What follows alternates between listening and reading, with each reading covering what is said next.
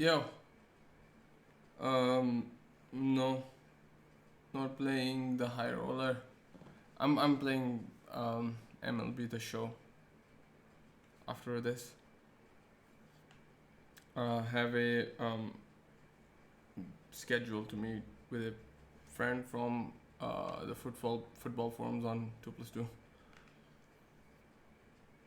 2+2. Um, but here the last hand we just this guy limp like deuces is a fold.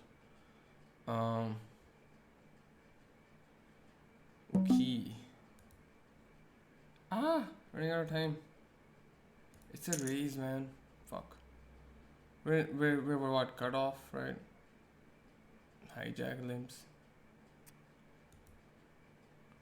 I think, yeah. So we can jam. I think raising is the right, like, raise calling is the right way to go about it. But anyways. So we got, like, I just have the hand history open. So this, because I have not changed tables. So, okay, there's nothing about this guy that says to me, that's why I late registered, that says to me that he's gonna, you know, call a 40 big blind jam after limping from stats just because he's got like a high V pip or whatever. And similar with like versus hero, he's just limping everything. He's raising somewhat tighter range, but it's kind of like all over the place. Because you also have to look at some of these hands. If you actually look at some of these hands, the hard kind of like it skews your data in the sense that some of these raises were like this is all raises, pre-flop raises, right? So some of them might have been open raises, some of them might have been there are just jams, like just like 10 big blind jams in there. So obviously like this hard is fine in the amount of information it'll give you, but for example on Indian sites I'd be able to find out much easier, like just by like clicking on like one of these pop-ups, like one of these pop-ups, like I'd be able to see, like look, I tried to build the stat, it didn't like work. I just wanted to see like RFI on every stack. Obviously this will work. This is not that bad of a stat to have, but so that's just my like just need to do better expression. So like say like this guy limps, we have a note of like what hands he's limping with, right? But now if we want to check out, you know, what happened in those hands, like premium, he limped, called the premium hand, kind of have to like go through. Okay, we can just like look at the preview, but look at what's happening. We are like, it's taking too much time, right? So think about it, like I'm not multi-tabling today. I was cash. I played 5,000 hands in cash today, almost 6,000. Why am I saying 5,000? We had people at 100 NL, which would be like $1.5 big bet, right? Like stacking off pre-flop with king 10 suited. Cool. They have 34% versus the ladies. That's why I get them all. Just kidding. No, it's just that I know this fella, and this is not even his like. These are like the heart of the players who are playing right now. Or this should go away. This guy just busted, right? So it's not the heart that's gonna tell me anything. So like obviously like, this is not even his like stats that we're looking at. Someone else's. Then we get lucky.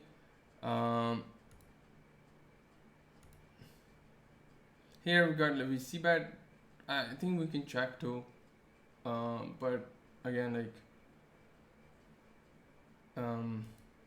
obviously we're not seeing anybody's heart. Like I can just turn off the heart here. No, well I don't know how to do that. Um, Nothing much happening. Yep, he got lucky. I think this is a pretty fine bluff in the end. The one thing was that it was three way like on the flop. Um, then he raise called and with the gutty, and yeah, sure, like the flush draw bricked and we blocked the flush draw, so he's very pair heavy. We're kind of like blocking a lot of um, straight draws as well. So like, unless he's exclusively floating with some kind of ace x off with or like wheel draw combo, like he can have like he called the raise, so he can only have like top pair. But the thing is, versus top pair, this is just my thinking that he would just jam versus a raise on the flop. So if he had a 9, so that's what we got in, wasn't my thinking. He just blinked the river, it's fine, happens. This is just a hand that's just like thing is like, so it's not even ISO, like we should ISO a lot from like big blind, especially versus like weak players. Not this combo in particular, not at this stack depth. They both call. No, well, one of them called, right? Yeah, this guy's not even there. It's only this. It's so hard to now tell like who's in the hand. But yeah, this guy's folded out. It's just like a little whiter than this guy, and just jammed. We have too much in the big blind, and too much in the big blind, like too much part, and like he's not gonna fold. He's gonna call with like, and he did have a lot of suited connectors. He just loves his suited connectors and bad Broadway. So that's all I looked at. And but if I was playing an I'd be able to like just see, like here for example, I'd be able to see like what he calls. Say like if he does call like a 33 big blind jam from, what does he like isolate? Okay, yes, we can get that information just by like the percentage, like the opportunities he had to like ISO a small blind limp versus how many times he raised that limp. But that doesn't tell you anything about like, you know, what were the hands, what was the game conditions and stuff like that. And we're gonna just make this like 3x. I've been doing this with trash hands versus him, so I hope he tries to counter that. Although it's particularly in this scenario, it's our combos. I would not do this with the king of diamonds, but it would have more equity though. And this is not something you should be doing much. And like especially versus like spewy players, they're gonna call a lot. But it was just like the recent history between me and him had me shown up with like a bunch of decent hands. Except for the 310, but that was not my fault. Like I just called pre-flop from the big blind. Okay, what happened here? I was not involved. So we're gonna bet small. Like this is a, yeah, but we have to bet small ratios just from the fact that like defaulting to this is fine because we can like float and barrel versus what is pretty much a pretty like wide-ish range, right? So with me blocking basically the flush draws, like yeah, we're gonna barrel. This guy just calls a lot on the flop and the turn. So this is as pre-flop aggressor, but you can see like his river stats are not there. Versus even like missed versus a continuation bet, you can see that like he just drops off significantly from flop to turn. But with the flush draws coming in, also here, for example, VPIP, because that's what he was doing. We have 189 known hands. On Adda, it would be shown as diagram that you can just click on. So it would be very easy for us to get to particular hands, not like actual hand groups. This is like a ace queen offsuit jacks plus, right? Queen jack and eights plus. So it's like not exactly like the sort of, maybe if you want to like check out like, because we block something, we want to check out a particular hand. No, this will take so long that if I was multi-tabling, it's just maybe on the file table or something, it helps, but that's about it. um but on that dumb man, like, and all the Indian sites, it's just, you can exploit so much. Think about it, like you can get to the information on c bets, um at what stack depth, what hands. You can actually like translate that into a string of like, okay, the board was, uh 2 Broadway static, kind of like ace jack deuce would be considered that, and it was also rainbow, I guess, in that scenario. Or you can say things like, triple Broadway, you could say monotone. You could do that. You could actually have, you know stats, like actual like boards. um so it's pretty insane. But anyways, like the HUD doesn't tell you, like, when you don't have much sample, and even like 1K hand and stuff like that, it's not that much of a sample. You just don't like assume stuff. What happened here? Nothing happened here. No. Yeah, I'm in the same. Yeah, just the blinds pass through me.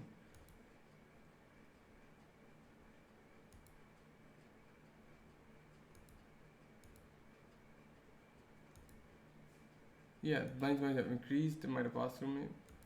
Don't see like anything has happened except for here. See what happened here. No, it's just a fold. My bad.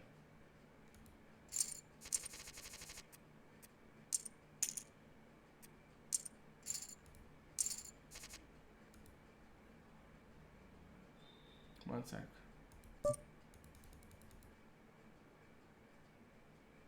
Yeah, we can. Oh, this other limps. So I isolated again. Yeah, it's a station. And yeah. Even here too, like we don't need to really always like defend there. I don't know the exact strategy. Versus like I'm pretty sure if 9-5 does at best just go defend. Did he raise?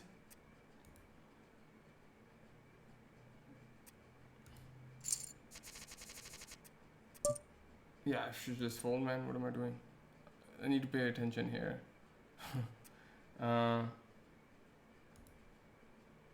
Anyways, so where did we have reached?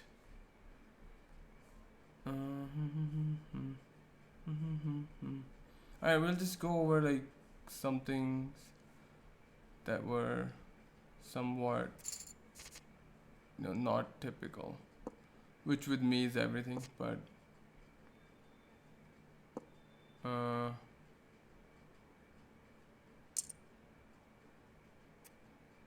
what happened here?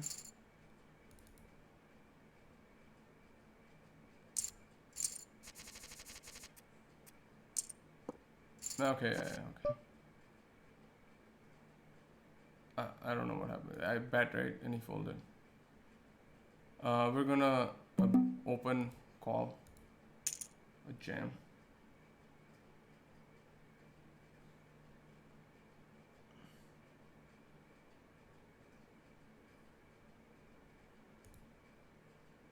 Like we're calling with the even fours probably.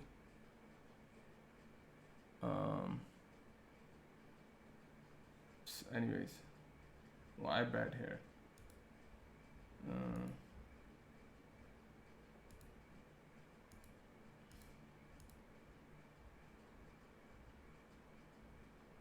Oh yeah, this is an interesting one. Again, I don't know. I marked the hand, but I wasn't sweating the river. That's for sure. Yeah, we got like a 5. We got 3 5s, 4 5s, and like unless he's got the heart. So let's say like they're not all clean, but I think he calls a flush draw. Sometimes they don't, and also like this range like 473, like what is he floating with? Like probably like a bad pair at best. Come to rebuy. Anyways, yeah, I ain't sweating this. This card is very disconnected. What kind of jackaxe is he floating? Nothing. Right? Like nothing would make sense that he would have a like that would have a jacks here except for jacks. A jack here except for jacks. My bad.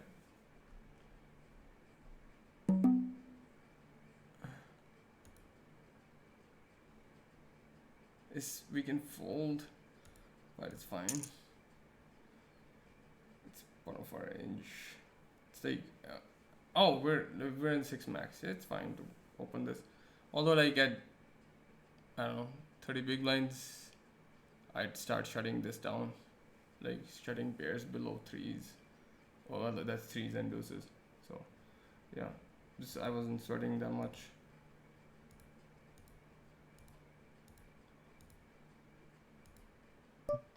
Just open, got there. What was it? Button?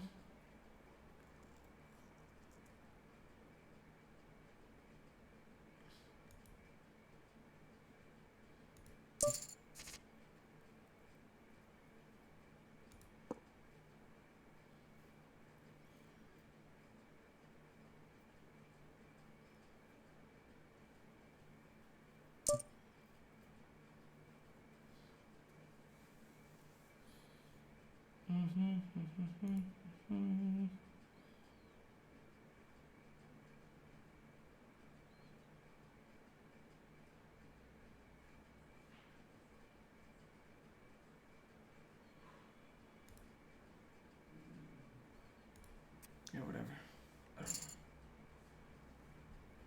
The call is fine though. The call is clean. We can fold pre-flop, especially with like, yeah, the money bubble. Oh, I didn't even see, man. Like yeah, it's a fold. What was I saying here?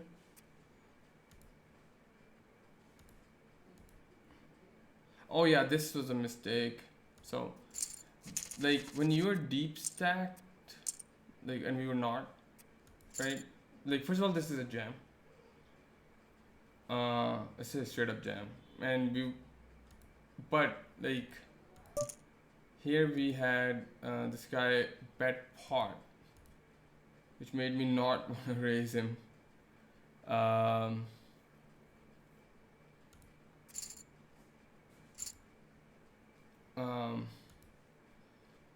And then I think here I made a mistake of not betting. But again, like we've got like 2x pot. I thought he would, like, this is the worst card. Not just it's an action killing card. He checked aces. So yeah, like jamming would have been great, right? And of course everything else is just results oriented. Thinking about anything else.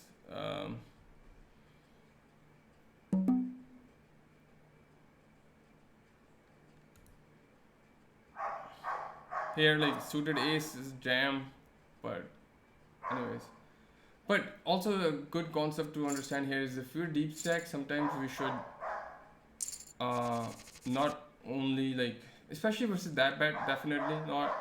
But even though we block like, you know, top two pairs, like top pair and second pair, we kind of should be thinking about the fact that we can spread our set, like raising a set, check raising or whatever. Like in this case, like he bet pot, I should have just gotten it in. It's clear that he's got something, right? It's a rainbow board though. Yeah, but it's somewhat dynamic as well. But on some boards, deep stack, especially in position though. So I completely botched where this is applied, is that you should be raising your sets, not always, and like kind of, you know, flattening them and like raising them on the turn. Because say I had like a set deuces here, or say I had sevens here or sixes here, and like I floated and I just called, and didn't raise, and I, six, I just turned a six set of sixes, what would I do? Like, like I would raise the turn. Now that covers like that. First of all, hides sets on the flop because I'm raising them on the turn, and then there are many hands that I don't want to like raise on this board, but I can just call with, and they can turn a set, and I can raise, and that basically hides. There's a lot more committed in the pot now, and also hides like flop sets. But again, that's a bit more sophisticated, and just raise your set when you unblock top pair, especially when you unblock like so much. And like in that versus aggressive player, so this was a mistake. And also one thing I want to say is that it's deeper stack, so like, and in positions, so we need to like appreciate the situations in which certain hand happens, right? Like, or a spot, right? So we can't just like misapply, which happens a lot. Like some concept of like taking some of your like checking range of your range for check raising or raising sets when when facing a bet or whatever, like even in position, and kind of like what do we have there? Yeah. So see, like in the long run, it won't be like we wouldn't have like it would be pretty bad to like to call off whatever. Like he had 13 big blinds, and like if this guy even jammed, I don't know what he had, but he had more than that, so it would be just a waste of equity usually. So that's just results oriented thinking. But yeah, just taking some of your, like, it's more of a cash thing than anything.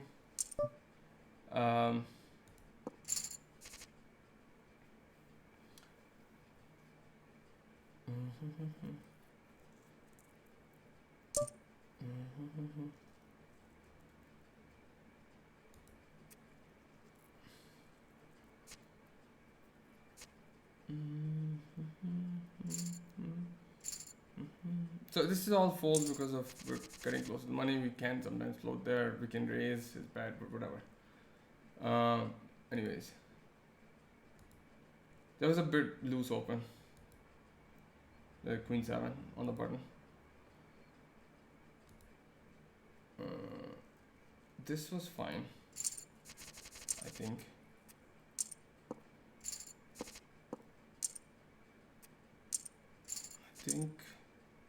Yeah. See, like I would play Jack 10 like this as well, with a spade, the Jack of spades.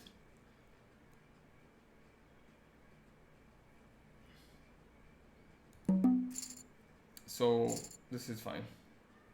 8 deuce also, like, it's just take a walk, give him a walk. Yeah, like, so I would play Jack 10 of spades like this. So definitely have to play queens like this, like trip queens as well. Although would have been better if this was a spade, somewhat better.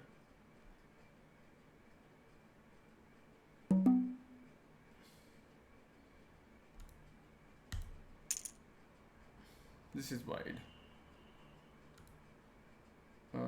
Here we have to fold this hand because of the action in front of us.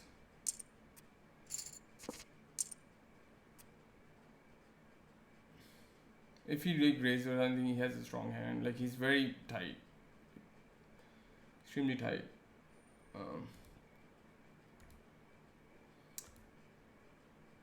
I might have opened that. I don't know what happened here.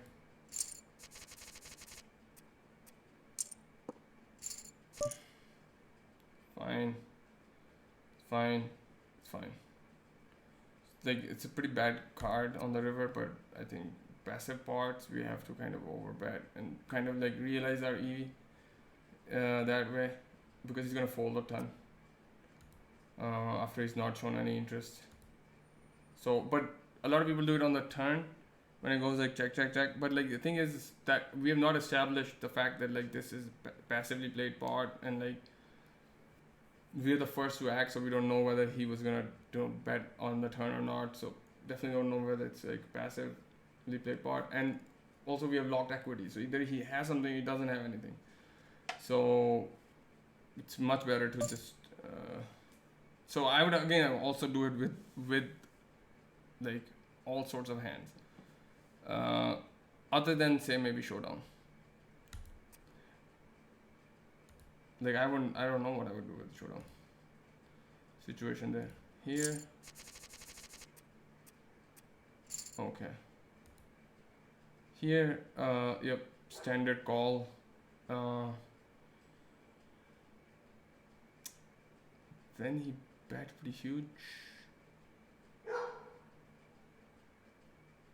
Wait, hold up. This is something I might have just watched a little bit. Yeah, I don't know, man. But I think then I saw that he just basically has a lot of pairs and like decent suited cards in his range when he opens. So this was normal. I don't know why he's like flatting with king queen offsuit there. So I bet small and I think we have to get it in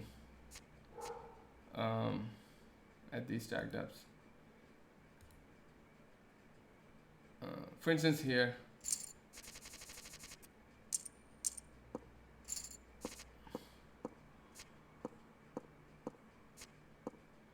so I should sometimes do this, but you can see like they don't have much when they don't show any interest in the pot.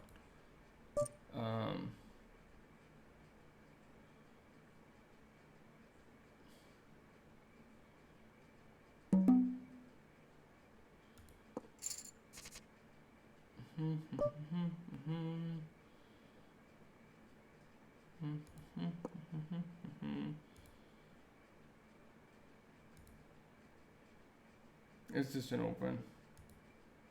It's just an open. 11 here, just an. Oh, yeah, I think it jammed here. 30 big blinds, maybe. We'll see. I can't see think of a sizing that we would like call here with.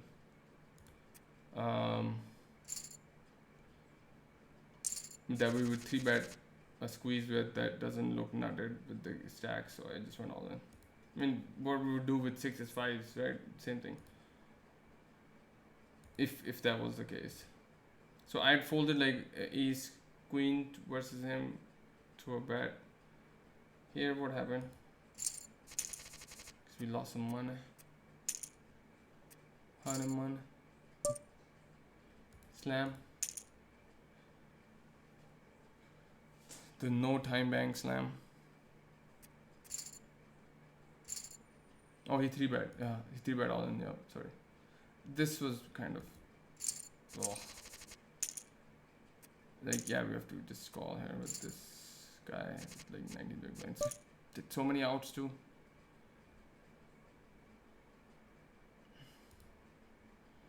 Yesterday we were playing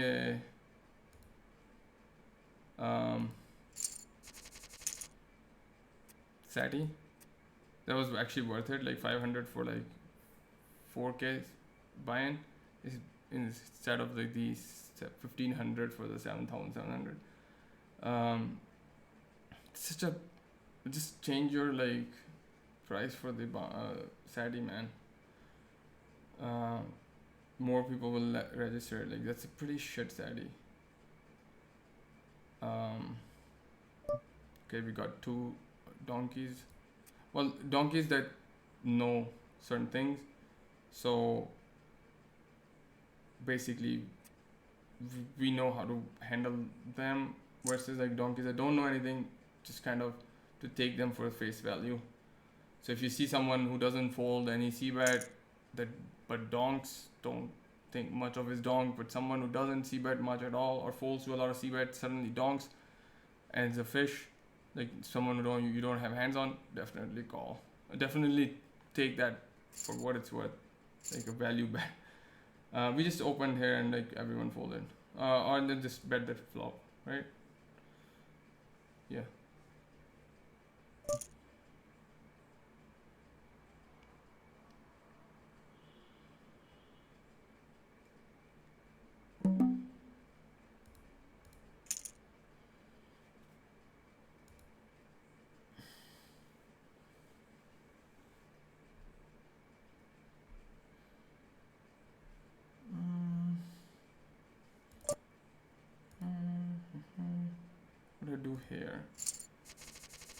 to earn my share of the jeeps.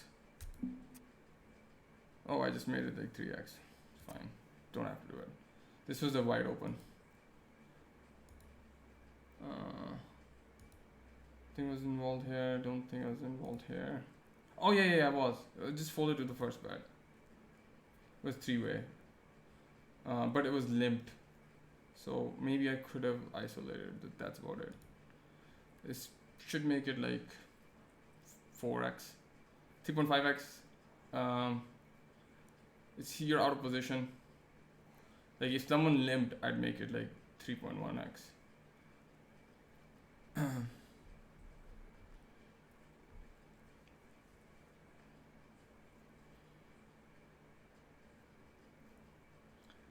Okay, he just limps.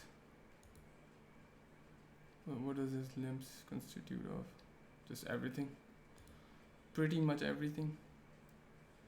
Gets ISO'd, gets 3-bet. You know what we're doing. You know it. We're getting it in. Oh, definitely now we're getting it in. No, we were not gonna get it in before either. I was just joking. I was making a crack. I was making a crack. What the fuck? Where is it? What else happened? Okay, just standard probably.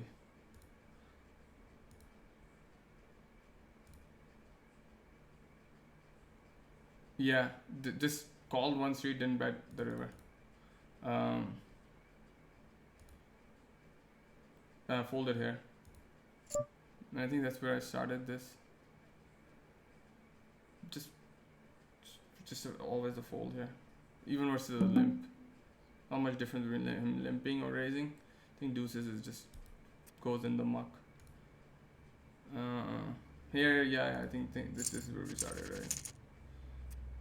Oh, this was just like out of, like he did raise, like, so this was out of like just sheer, or he limped, whatever, this was out of sheer like time bank almost going away. It's mostly a raise, call, and a call versus the jam. Though parts of it can, like, I mean, like you can like at some frequency jam as well.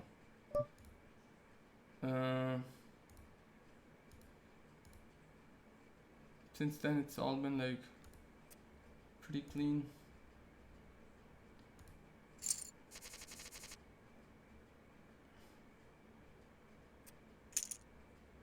Yeah, it's fine. I think we should limp. Thing is, like, I'm not my coach, so I have sometimes fear like getting out flopped or like, yeah, this is fine. I marked this hand actually to get like turn sizing right, but he's got a lot of like, again, this is where we started, like he's just weak on turn river, so maybe we can check because he's gonna call any kind of like connected hand anyways.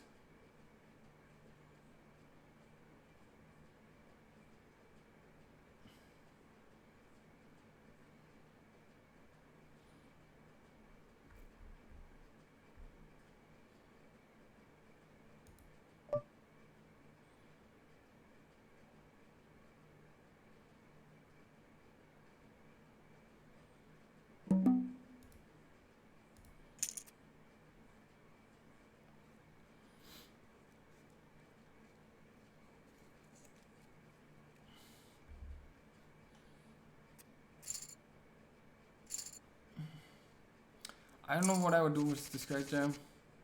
Probably have to call. Versus him, I'm calling. So also big blind has more like 3s, 4s, and 5s in the range. This guy has more like, I mean, his hands will also have the same kind of equity, like you say, but he'll be more tight. Well, this guy in particular will be more tight. Small blind also, given the fact that there's someone to act behind them, also given the fact that his stack depth is going to be much tighter, right? Which makes sense. Give me 1 second. I'm just going to mute the mic.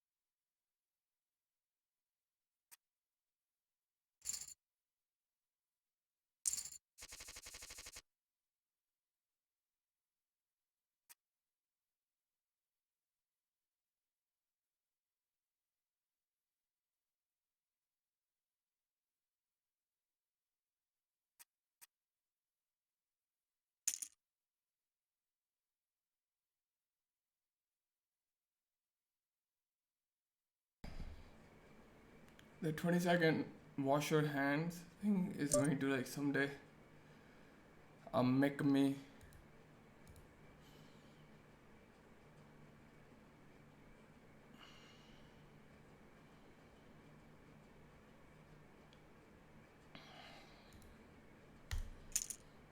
a timeout.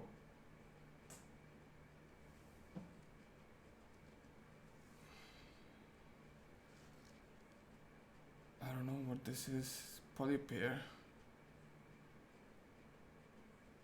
Can't see it being like ace queen versus an aggressive button.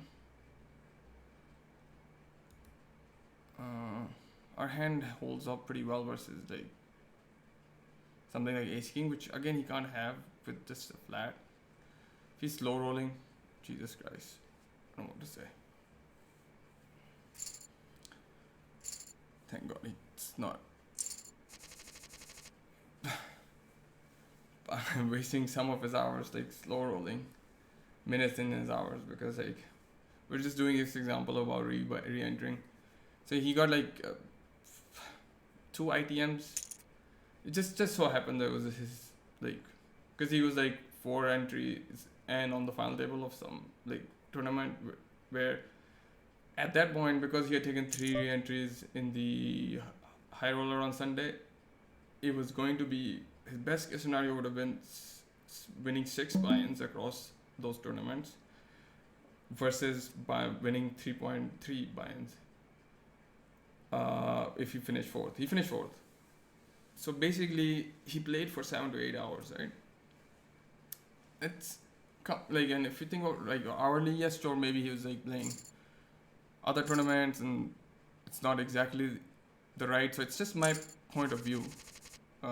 It's definitely not an opinion, something I did observe, but maybe, you know, I didn't observe his, like, I wasn't observing his laptop or his screen. It's the fact that for those 2 particular tournaments, basically his hourly was the same as it was regressing to, and actually was, you know, if it takes you 7 hours to make 3.13 buy-ins back, because you can convert like your winnings into buy-ins, right? So there's something I bought in this tournament for, and it usually pays 60% up top or something like that. Interesting here.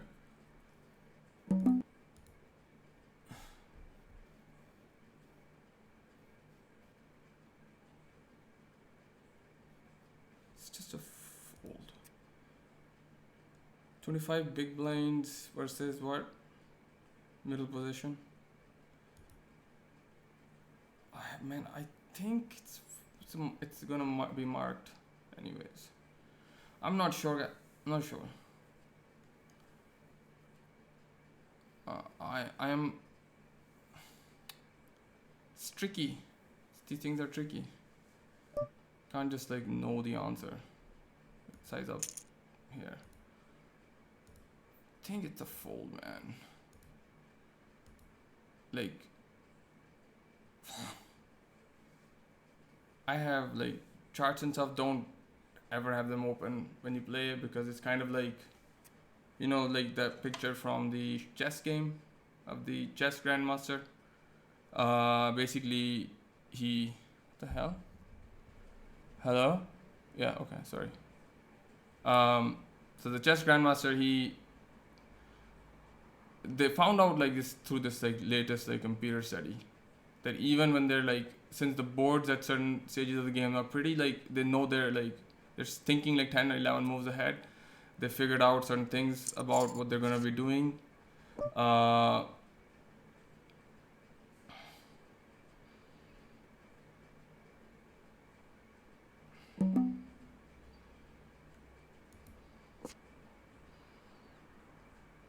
So they saw that like players who wanted to how badly did we fuck this hand up? Not too bad. Players who wanted to like make a move, a certain move, would still be eyeing the other one, like the conventional one. Hold up, man. Just wanna get this 26 big blinds.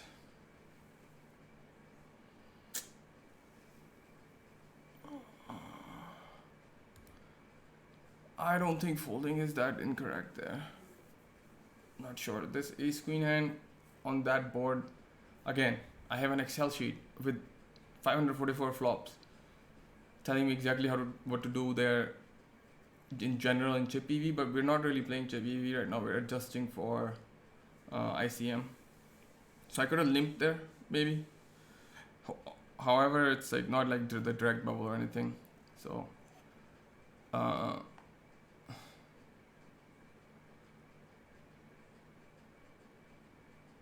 where are we? Cut off hijack. Oh, I can't open like bio, right? Because I think I have these sims. The 30 big blind single raise pots are some of the sims that I did get downloaded back from my server. I think. Yeah.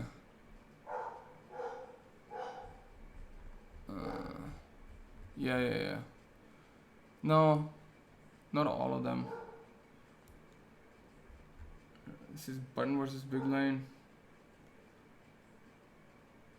I mean, it's close enough. I don't know where I was, but I was the first bag, right? Well, there should be more. Yeah. UTG versus big line, but these are not on like enough boards.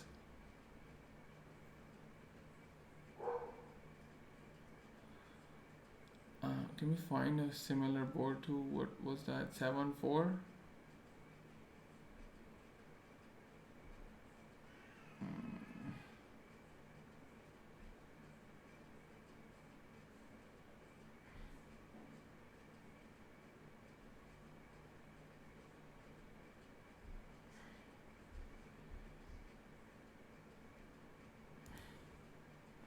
What's the board, man?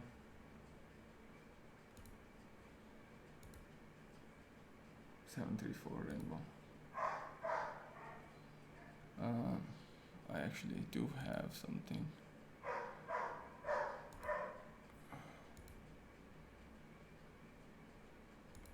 Wow, why do I want this open?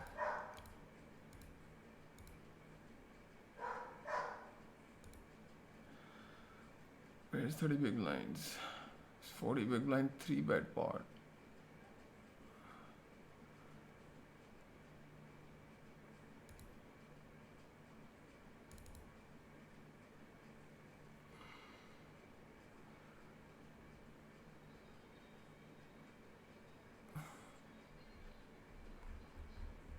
What the fuck?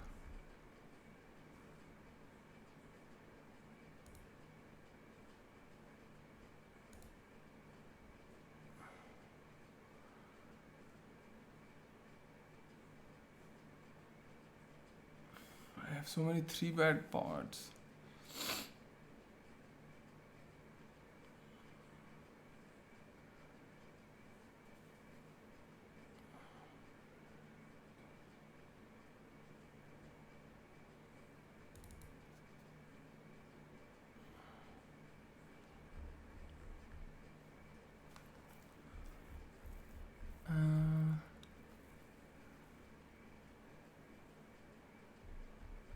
Yeah, I found it.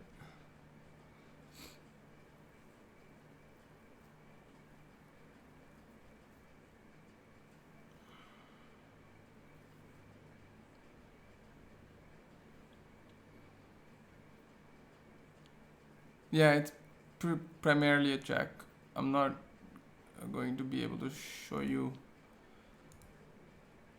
everything, but it's primarily a check. Let me just I mean, the thing is, the villain can only make a mistake if we put him to the test, right? But now this is like chip EV.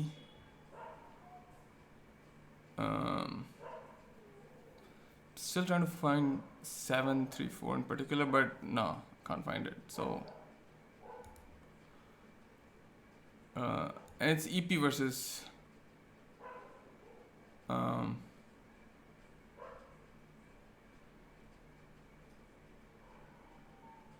Hold up. Oops, my bad.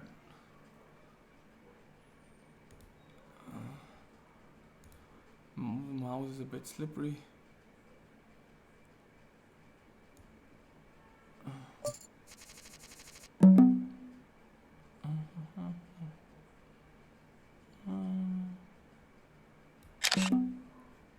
Did find it.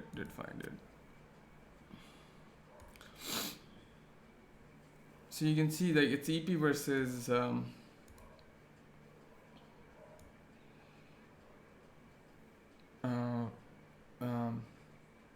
button. Okay. Even versus button, like if you look at like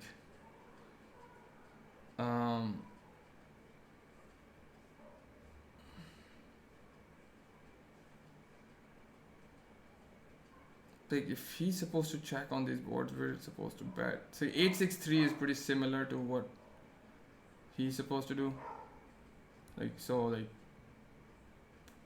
64% checks. That means for us it'll be around like 43% as well. The one thing to notice that there's no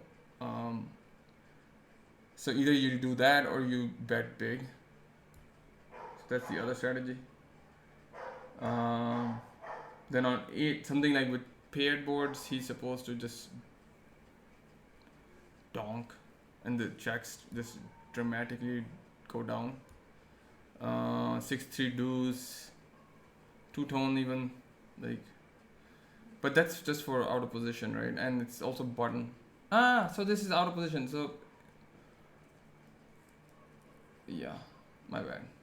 He's still out of position from the big line. Anyways, we'll figure it out.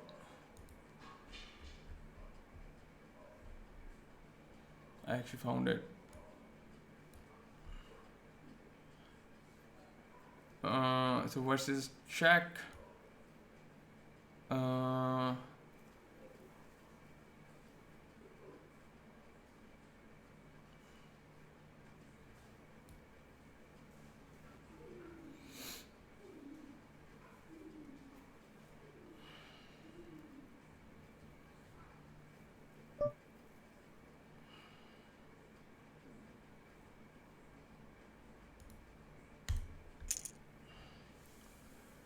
Has to go in, man.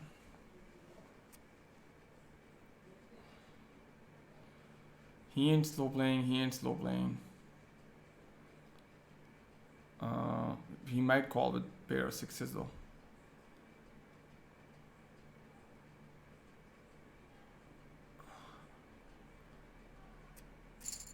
I will have to check about that ace queen hand, but again, I might after the game. The hand's marked. I'm sure I'll be able to find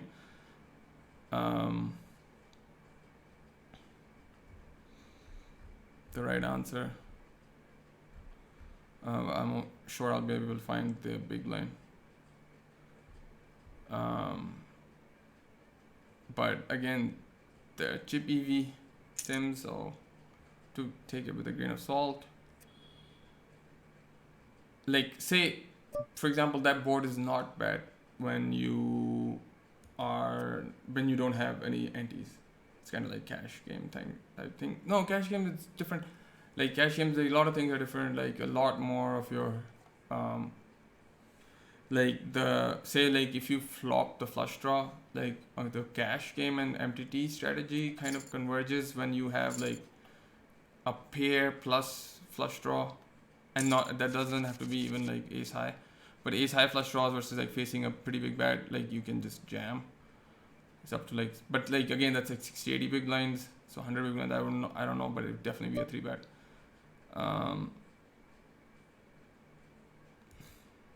We're just slamming it in because we have to call off anyone anyways. everyone anyways. But these are guys who would flat. Don't want to get into a hand. Yeah, I do actually. But like sub 20 big blinds, like I want to jam with like sixes as well, like, and bunch of other hands like Jack 10 suited, so ace queen offsuit also goes in there. Although, again, like studying like stuff around ICM, can't go wrong with the jam though. But you gotta mark.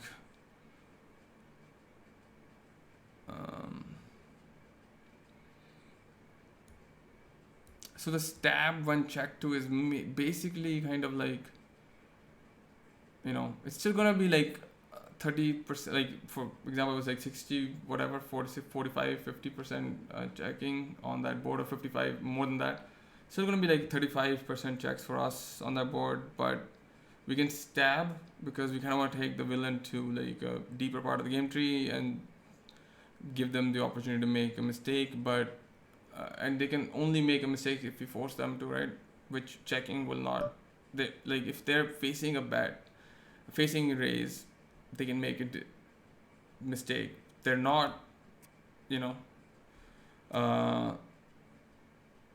So, but the again the problem is it says underperformance by villains. Like even a small underperformance by a villain in a particular situation leads to huge adjustments on our end. If they overfold like by 10%, say, in that spot, by 10% more than they should be, we can like usually bet 100%. Here I'm a fold. I've just been too active. Got like two players in the big blind that are pretty bad and will just not be adjusting to ICM. So again, that's a huge adjustment to my game. Not opening King 10 also at this stage from the hijack. It's not that big of an adjustment actually, but just straight up always knowing folding is an adjustment to these guys. Like this non-all-in sizing is just stupid. Like what the Jesus Christ, man? What? This is even worse. This should be jammed, but again, like he put him to a decision, and the guy made a mistake. If he had jammed, probably doesn't jam. Covering him, and also the position, you know, button versus small blind, I think that's fine. Actually, I take everything back. It's pretty well played with eights, as long as he doesn't do, you know,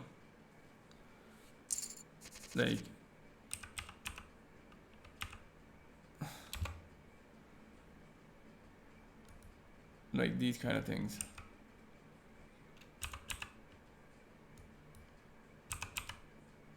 So yeah, it was definitely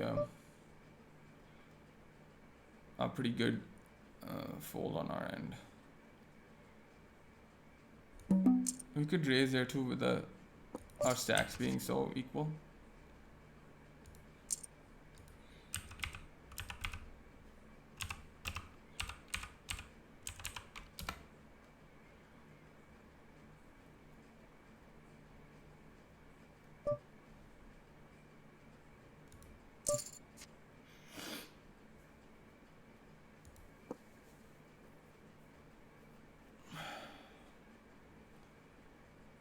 Kinda have to mark this hand too.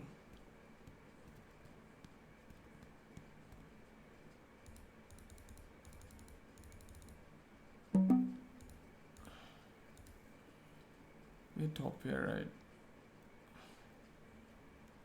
You should just jam the flop. It's my bad. It's my bad. But can't. Just have to mark them. And mark them like that.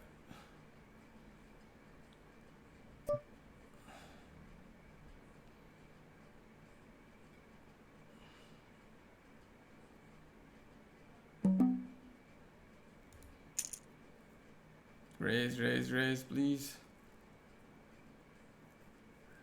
Don't fucking bubble.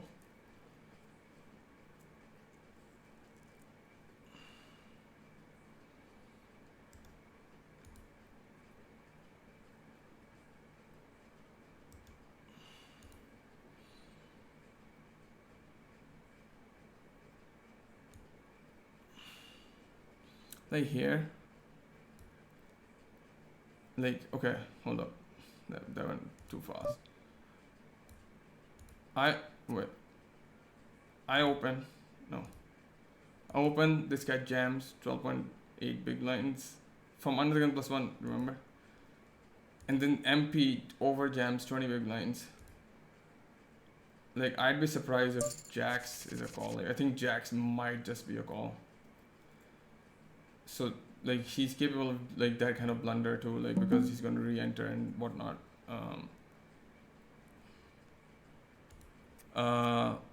Just like over reliance on like Karthik Ved, for example. If you open, he's going to jam like ace twos off to 28 big lines from, like, if you open from late position, because that's, you know, something you used to do in 2012. Here, for example, another. This is pretty close. It was in the money. So, okay, yes, I've opened from relatively late position. This raise is perfectly fine. This call is perfectly fine. This isn't though. I think it should be lower. It should be definitely lower. What the fudge? Oh man, I've got an ace in my hand. I got a call. What in the mother of God, man?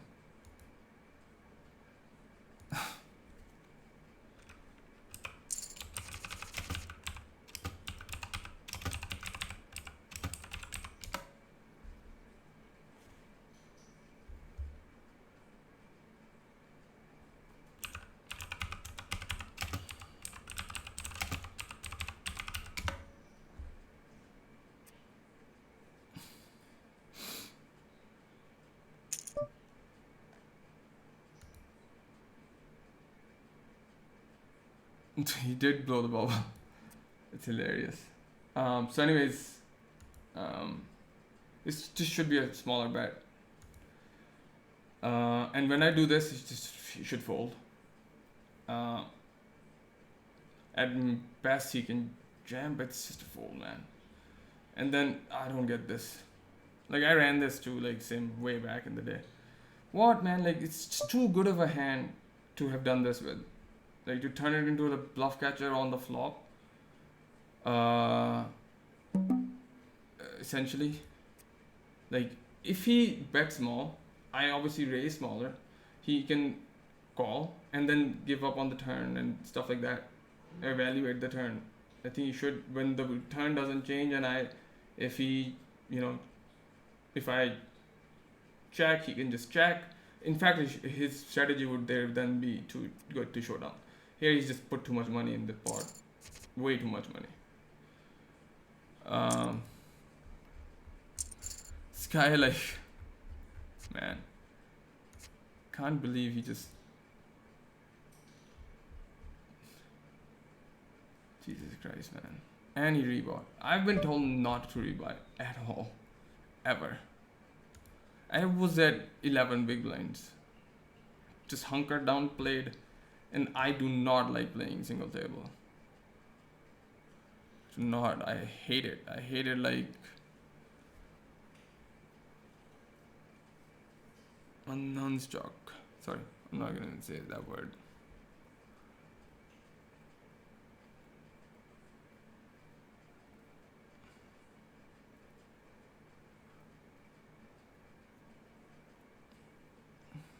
So the high roller. Nah, man. Like, the thing is, there's gonna be so much value on Sunday.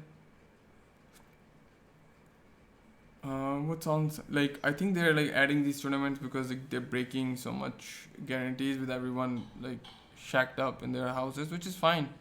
Would love to see stuff like this. Saturday limiter guarantee's gone up, so has the buy-in, because I think they're gonna break the guarantee. Great. That's all great. That's all great. One of the reasons you don't want to re-enter. So I've given this reason to so many people. Like, feel like I'm just repeating myself, which I am. But we'll do it one more time. That's why you don't want to re-enter. And we've got a live case on our hand to actually go over real quick, like, and reel again, like.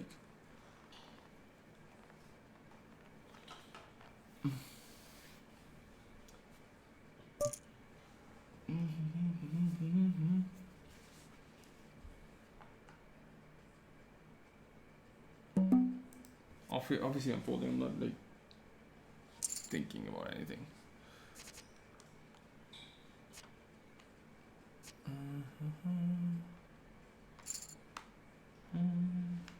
I don't know. I didn't see what this part exactly was for him. Alright, we'll be jamming, or we're calling this jam.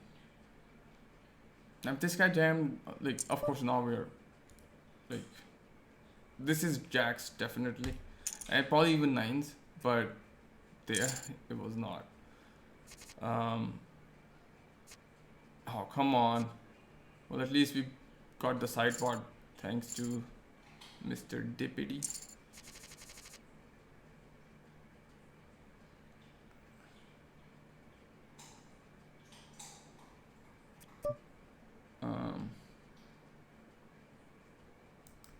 Did we though? Like, what was our stack before that? Yeah, we did one sideboard. But anyways, flip's gonna flip. We got people like Serendipity to add money. But I mean, like, he's supposed to, like, what's he gonna do with the eights there? Can't be critical of everything, but it's just that make way too many mistakes anyways. Like, it's just like old strategy because they don't work on things, like. And yeah, I'm like talking about him because I'm one tabling. Otherwise, I've been told, like, the more I think about them, it's true, like, the more you think about anyone, like, the more time you spend thinking about them. And it's like, you know, kind of like your diffused thinking mode is like thinking negatively. And the more time you don't study or grind, and the more time they're proven right, because you suck at the game then, because if you don't study. So, like, the chess guy, like, he basically knew the chess moves, like, but had seen the studies which showed that people just, you know, see, even their eyes are like looking at the move that they know about, even when they want to make a move that they kind of, you know, think is going to be better for the game. It's just like a learned move or whatever. The fact that there's this picture of this like really crazy chess player just looking away from the chessboard, just in case he gets, you know, the chance, like, just in case his mind is able to, like, reset, kind of get diffused, even though it's only for a few seconds, just to get his eyes off the board. Because it's seen the study that, like, chess players do this, like, they track their eye movement, and it tracks towards the move they want to make. Like, there's the part of the board.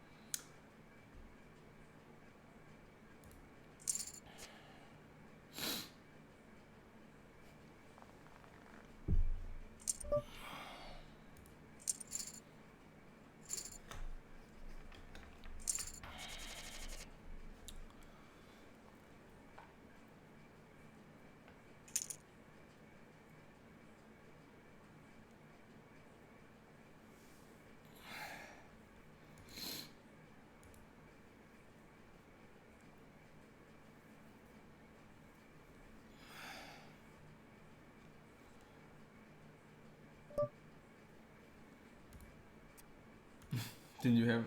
Yeah, I mean, standard spots you got unlucky, whatever. But it's just that, like, for any particular buy-in, 1x buy-in, you get like about 50 to 60 buy-ins back for every re-entry. So that's 2x buy-in. Yes, there's a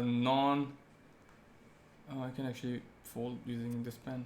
Non-zero chance of winning.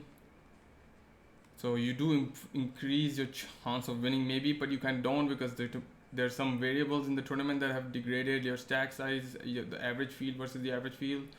It's hard to win tournaments, yo. There's just, why would you just play another tournament? That's what I would say. It's like the best thing to do. So there's a lot of variables that are working against you when you re-enter. But the biggest one is this is gonna slash to like 27-ish, which on the third buy-in, it's gonna slash to about 12-ish. So the buy-ins you win. So you're putting up 3 to win 12 by fourth, and this is if you win. It's gonna be like pretty bad, like 9 to 12. Like usually they're on this. This is basically what you win. Because more people are paid in a $30 18 man, basically about what you would think you probably win, even though you win up top 7% of the price pool. So your investment doubles by like 7, but you would win it more often. So you can say it's about like 9 to 12, and you can get into the distribution of the players from 5 to first more often. So, well, he's gonna get his chip lead back, but we don't really care.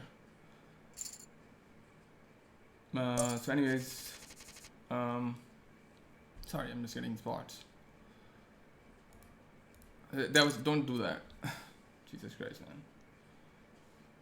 It's not the stuff to be doing.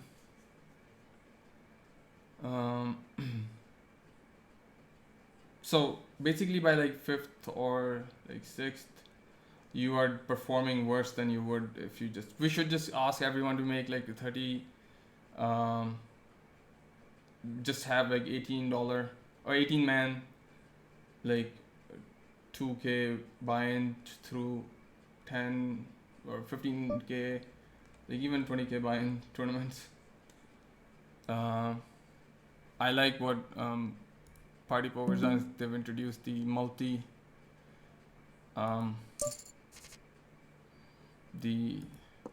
multiple entries. So like you, at least if you rebuy, you can play 4. It's a multi-table tournament, like multi-table tournament, in the sense that you are able to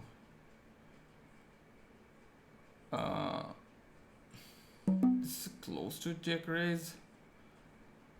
You block ace queen, like top pair with check raise here. Anyways, like if 8 was a top pair, if this was the board, we would check raise with this combo, because worst 8s pay us off, like hard draws pay us off, and here we kind of are fact.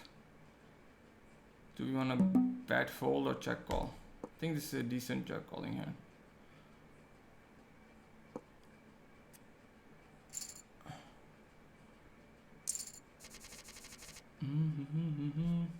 So yeah, well, like I was like I said, 11 big blinds at some point. So it doesn't matter if this guy is like,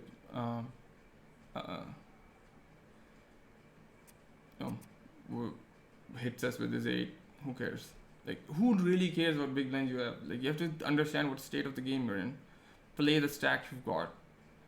That's it. And I'm one tabling, man. If I fuck this up, like, what would I do if I had my full schedule up? If you're making a ton of mistakes.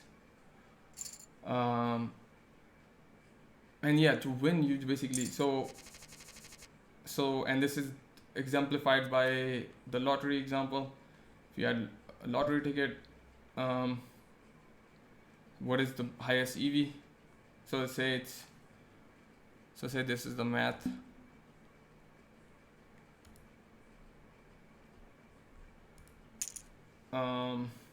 It's $1 per ticket, and the price is 8 million, and they're printing 10 million tickets.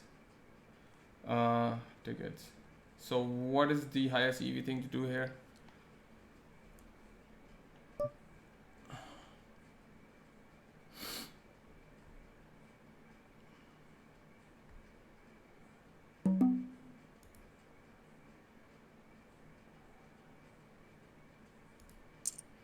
We can raise 2 over there, actually.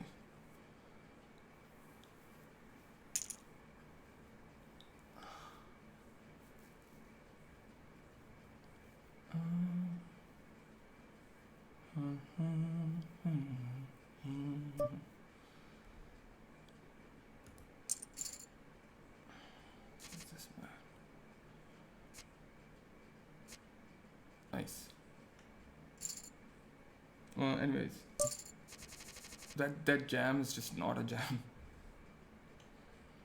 It's just not the offsuit version. I don't think so. I might be wrong. Again, but I have to look it up, man.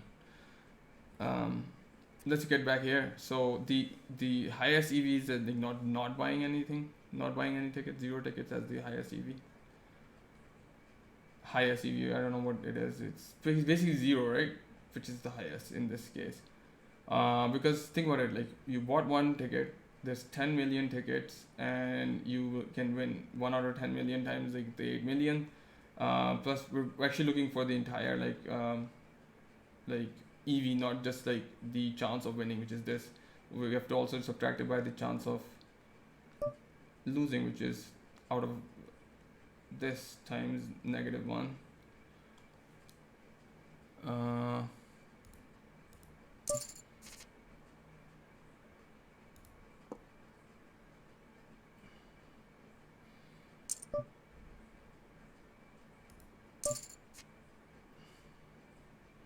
This is pretty nasty. King 9, Jack 10. Sorry, King. Ace King. Sorry, what I wanted to say. But he's just giving us the red odds to call. Jesus, man, bluff better. Like, at least give me something to think about.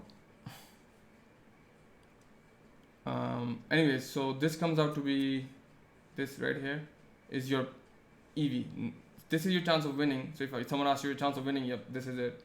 This is plus you add your chance of not winning is your expected value. This comes out to be negative $0.20. So you can see even just by 1 ticket, you're already in like negative EV. Okay. And then we do this.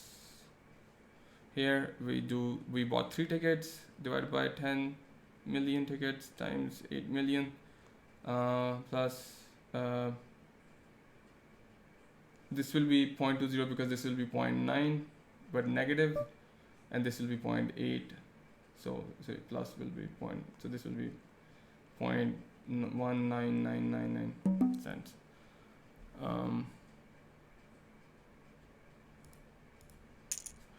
So 3 divided by 10 million times 8 million plus here will be 999,997 by 10M times, this time you lose 3.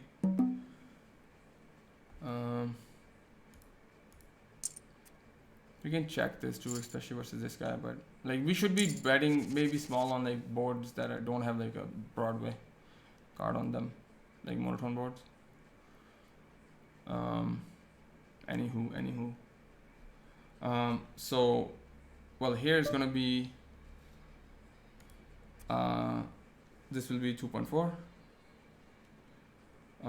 plus negative 2.91991, something like that. I know this is going to be, because I know this is a geometric progression. Dollar negative 0.60. It'll be 59999. So what is this example proving? Well, it's proving one thing pretty clearly, and that thing is that just by having a non-zero chance of winning, so basically like increasing your odds of winning by buying more ticket, does not make your decision plus EV. So that's the same thing with re-entries, and so your EV is not, it is affected, but is not always. In fact, it's actually not good because of other reasons. It's not going to increase just because you rebought and kept a positive, say a non-zero chance of winning. So yeah, that's why I was saying about party poker. You'll see like people like having rebought, but it's actually they have the multi-entry tournaments now.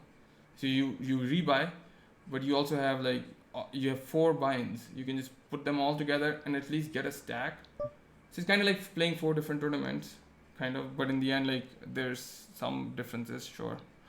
With the suited hand, we don't need to like really raise here.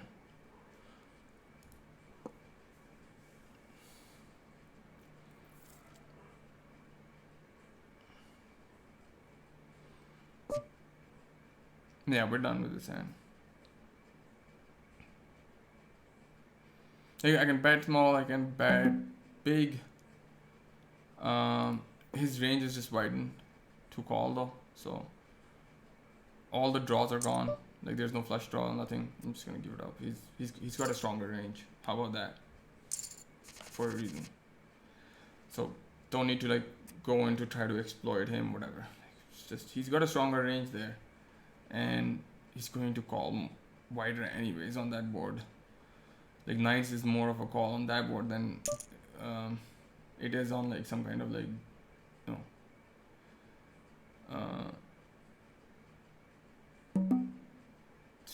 no.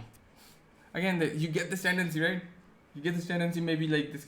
So first of all, first thing you should notice is like even if you had a hand to like somewhat 3-bet him, his sizing that makes a huge difference in your EV for that spot. Because we already round a lot of things, right? So like we round the chance of getting a pocket pair. So first of all, rebought and like does not mean that your chance of winning just went up slightly higher, but like you're basically playing hyper turbo rake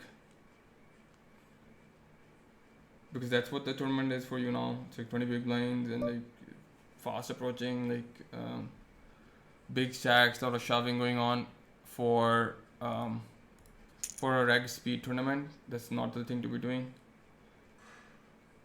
You're decreasing your hourly. It's something that's going to regress your returns to depending on how often you do it and like what that like buy-in is worth for you. So like it's the same math for the big 11 or our 330 thunderstorm, but we can bet small actually here.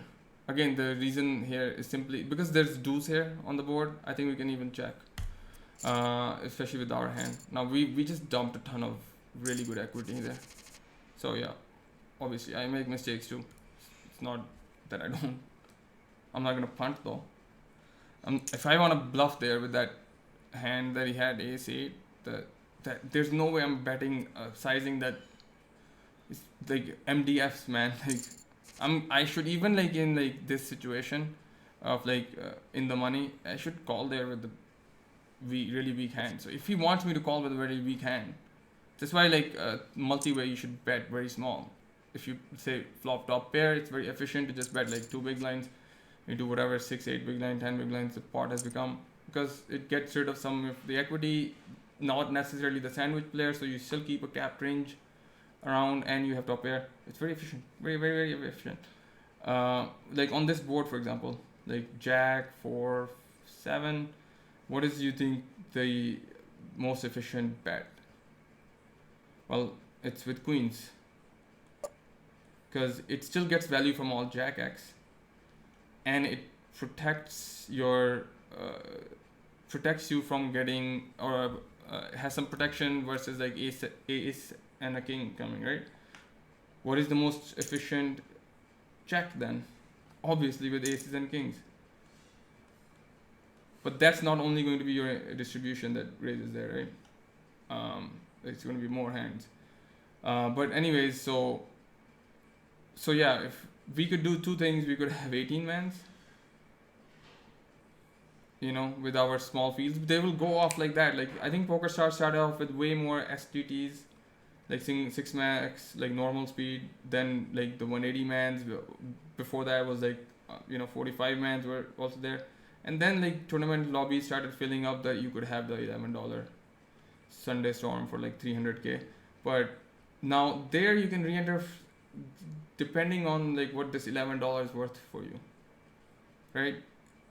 It's certainly a lot more than like 2,750 in stakes, right? So keep that in mind. It's very important to keep that in mind actually. Like touching, I don't need to like kind of raise. I would raise other.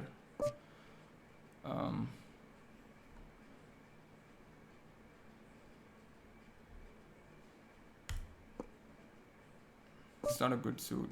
It's not a good board at all.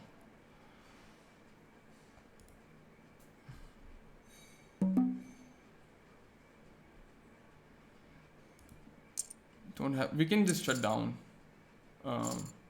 It's a pretty audacious call by him, from what I know about him, at least. So again, the hand reading is just like biased.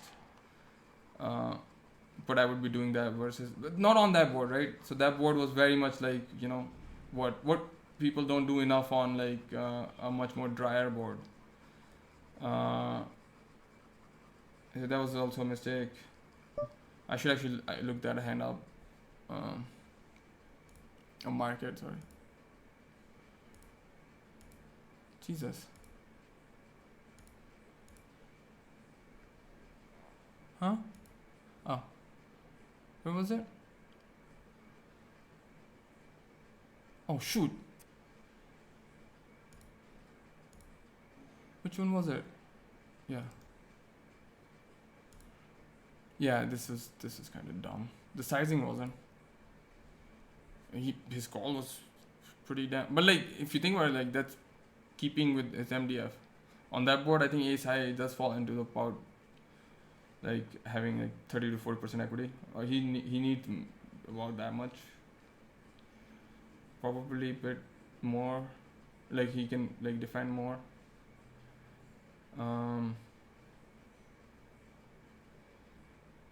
Anyways, you want to rise up stakes. I forgot what I was talking about. If you want to rise up stakes, you don't like re-enter. What you do is like, and I am not saying this is some kind of like purity test, because I do it too sometimes. But I'll just play a lot. Like there's a reason why I'm in second position in number of SNGs and actual tournaments played on stars. And think about this, stars represents like a fifth of my volume. Most of it goes on other sites, and yeah, so like right now it's a bit of a problem with the Bitcoin thingy. Like if you like can't really take money out, and it's less. Like the market is fluctuating. We like want to see what will happen to it after the market. But I mean that doesn't mean that I'm not going to play on Sunday. That doesn't mean I didn't play last Sunday. It's just insane grind.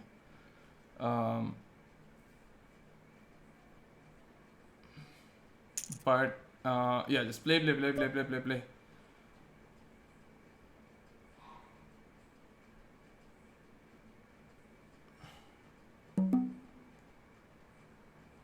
Man, I want time.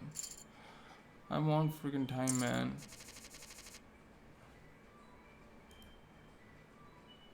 Because that's a call, I think. Well, again, chip EV, it's a call. I don't know anything else. That hand's getting marked though. It's so important to do that.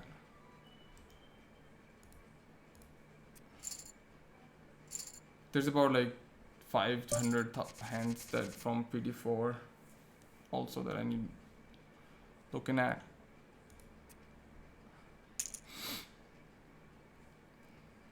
You see, I haven't really like looked at my hurt that much, because it's fine. You don't really have to. You can make some decisions according to it.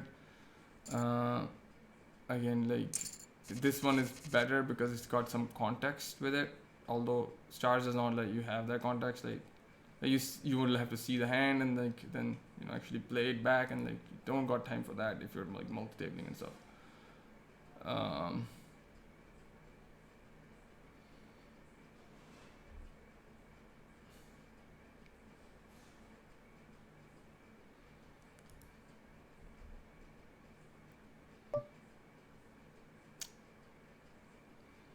Again, this is a one that I do not have any clue about.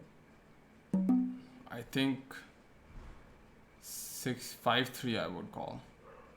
I think 6-3 is a bit too down. Low down the again, like it's so.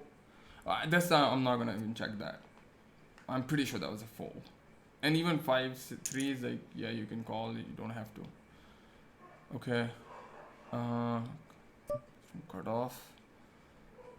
We're in small blind. Need time to think, man.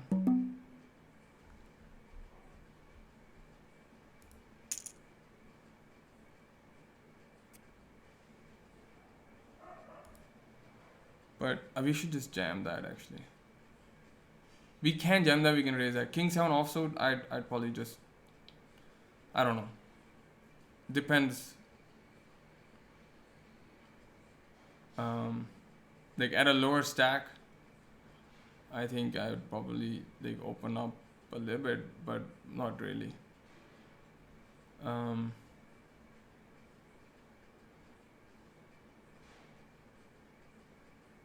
Like King 8, King 7, I don't know which, but one of them. But also this hand history is now gone to a point where I will be looking at it from a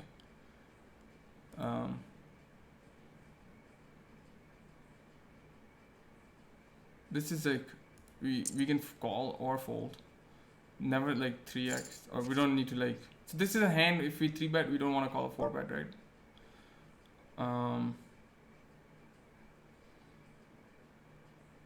We can bet pot here or check, it's fine. We don't actually necessarily have to bet pot because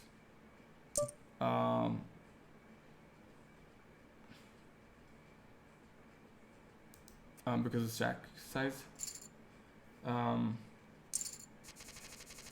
don't know about that. So anyways, I mean, I still mark them because these are hands I have aggregation reports to. So if I'm done fucking up somewhere, I'll know. I'll know for sure. So anyways, yeah, just play with the starting stacks, deep stack. So like starting stack will have you be deeper, and you're like an MTT gives you some returns. Remember that every time you re-enter, kind of like shitting on those returns in a pretty like geometrically you're kind of losing out. I could raise there too, actually.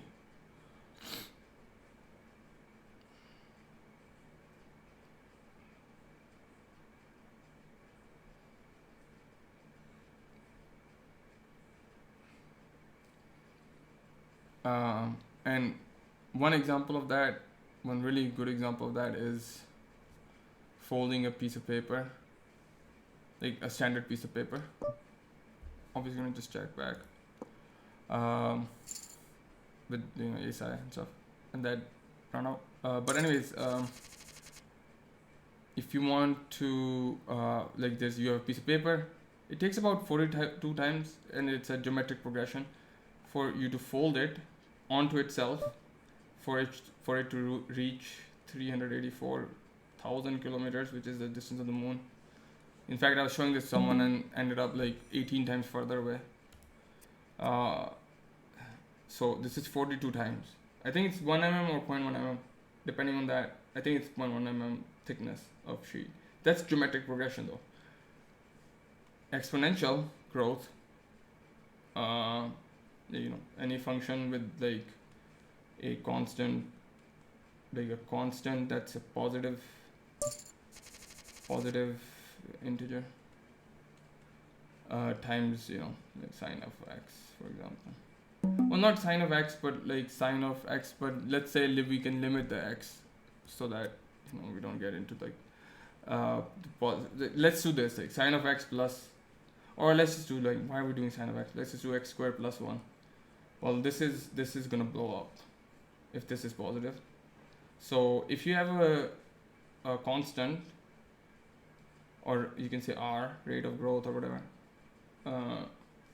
that is positive, so the rate of change is positive, and it's that kind of function, that's exponential growth.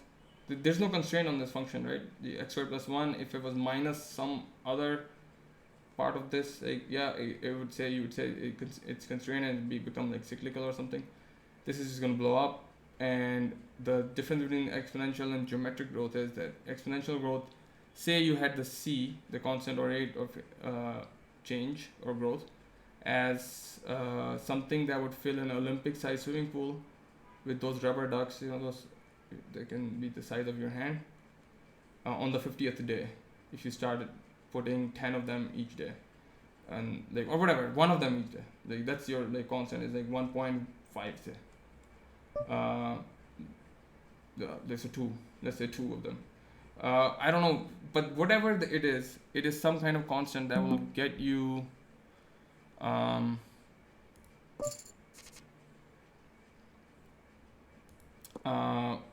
the pool filled up by the 50th day. In this instance, by the 49th day,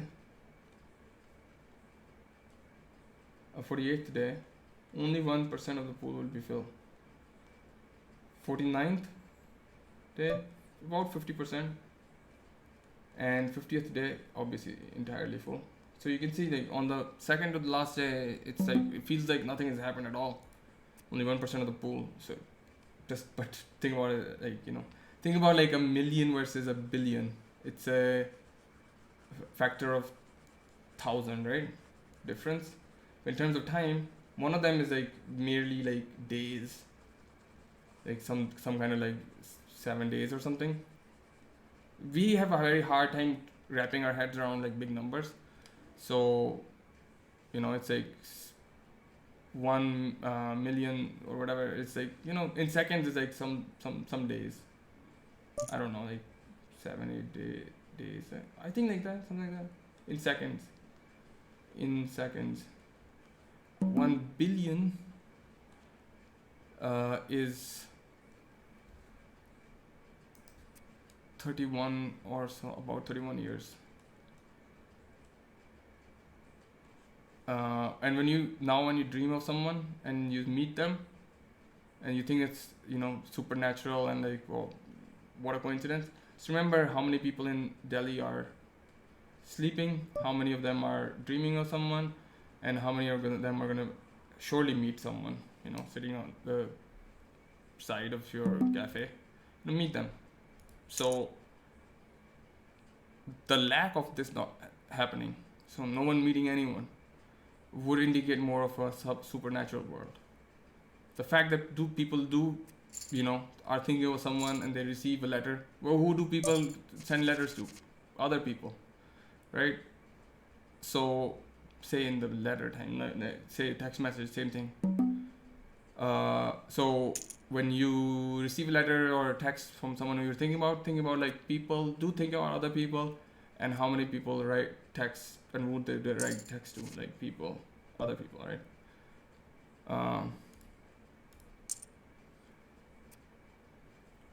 Yeah, this is fine. And again, just there's differences in like how you bat across the board. You sort of bat.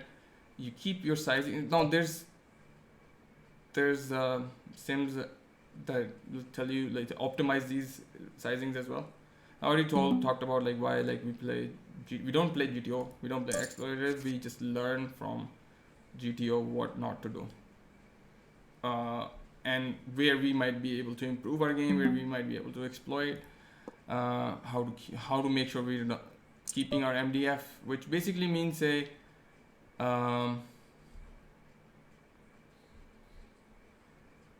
support.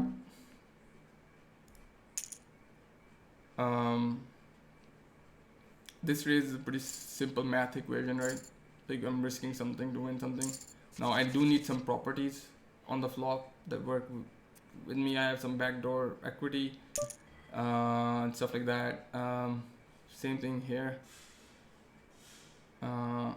Although he's pretty small stack, so I'm just gonna call. Although this is not like a pretty that it's not gonna be that profitable.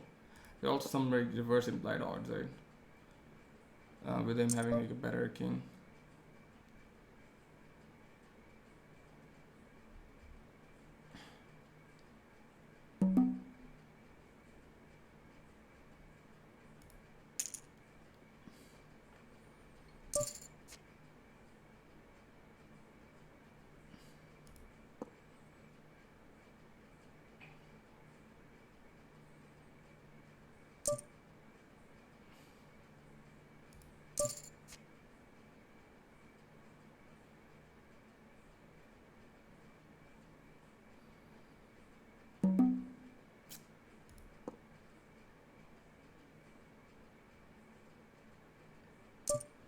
Kind of have to.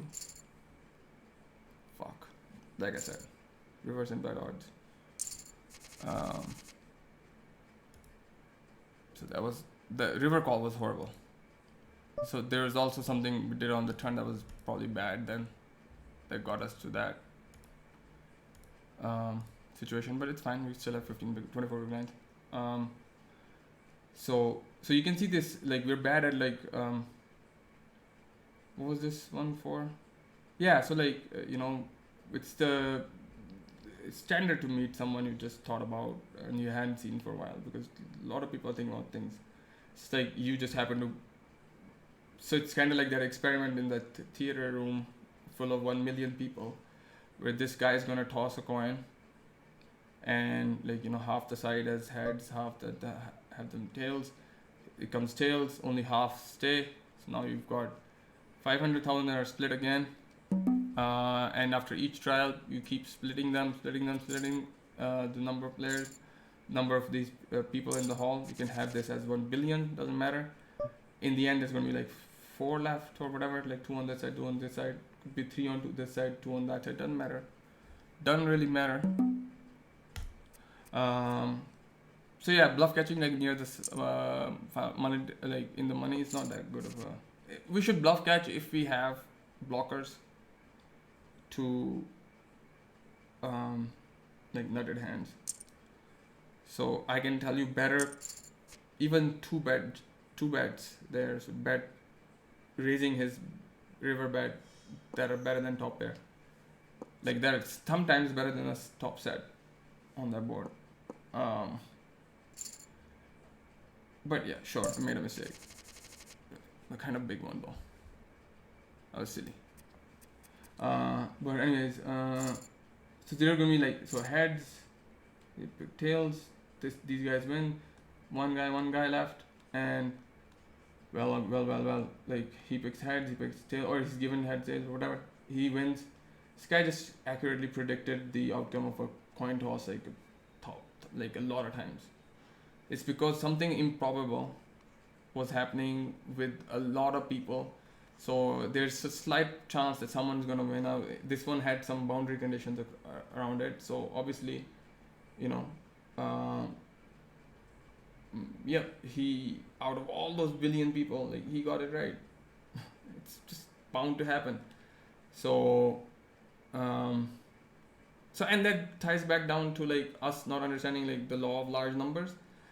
Also us not, because we were born to think of one cow or one lion and be scared of it. 2 lions, 3 lions, and after that what? Multitudes came in.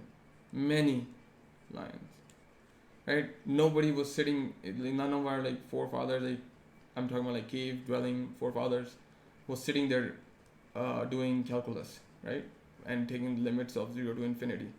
and doing PDEs, partial differential equations, or Fourier transforms, to figure out why there's a uncertainty in position and momentum, and that's not only just quantum, it's on micro states. The Doppler effect shows basically Heisenberg's uncertainty principle. Not Heisenberg's uncertainty principle, it's just uncertainty in position and velocity, just by doing a Fourier transform, which comes from a heat equation actually. Fourier was thinking about a heat equation, and then he generalized it. The problem with the heat equation is the gradient of heat, right? This is a 2D plane, but so they say that the measure is like a sine wave. Usually it's like kind of like if you have two plates, it's kind of like this, like the temperature is kind of like equalizing. If one is hot, one is not. He was like wondering why is it like, and it's also like across a third axis, which is the time. So it's not only like how much the temperature is decreasing, it's also like how long it's taking. So it's two derivatives. It's d of t over the so partial differential, right? So this t over d of x, with x being say the position of the rod, like the length of the rod, like the limit of it that being, and times like I don't know the heat equations, and the other way around too. Or d square x or dt, I don't know the exact heat equation to that. So we're bad at numbers. So, but certain things are very simple if you just think about them logically.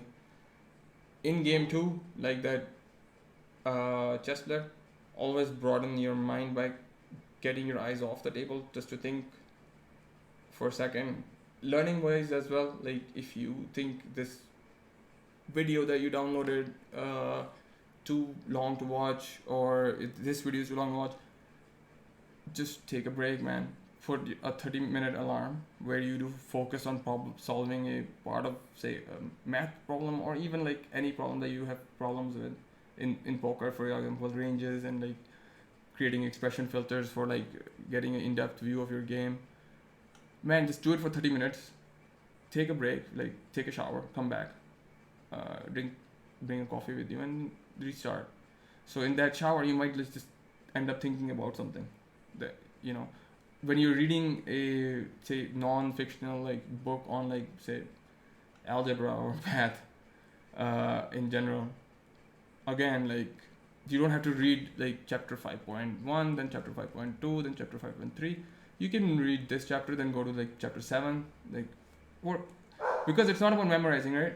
It's not about you have to wanting to have to memorize. It's all about, if you read something, try to just, after reading it a couple times, just try to repeat what you've read, instead of like trying to cram it by like reading it again and again and again. Just try to think about what you've just read, and it's shown to like improve your learning ability. So like even when I'm coach, like when I don't understand some term, yeah, I can ask that, but then if I don't understand like the explanation either, sometimes it's just good for me to think about it afterwards, and you know the answer generally does show up, or does sometimes you just through practice, you know, that's definitely good, but you don't have to practice linearly. Like you don't have to. That's why people do bad in exams, because you know in exam it's not going to be like, oh, here is your chapter 1 to 3 questions from 1 to 10, or chapter 1 to 3, then we've got the calculus part from 11 to 15. No, it's like just a question from anywhere in the book. So this will help you anyways. And this is a 1 hour 45-minute video. I'm gonna stop it and make another one.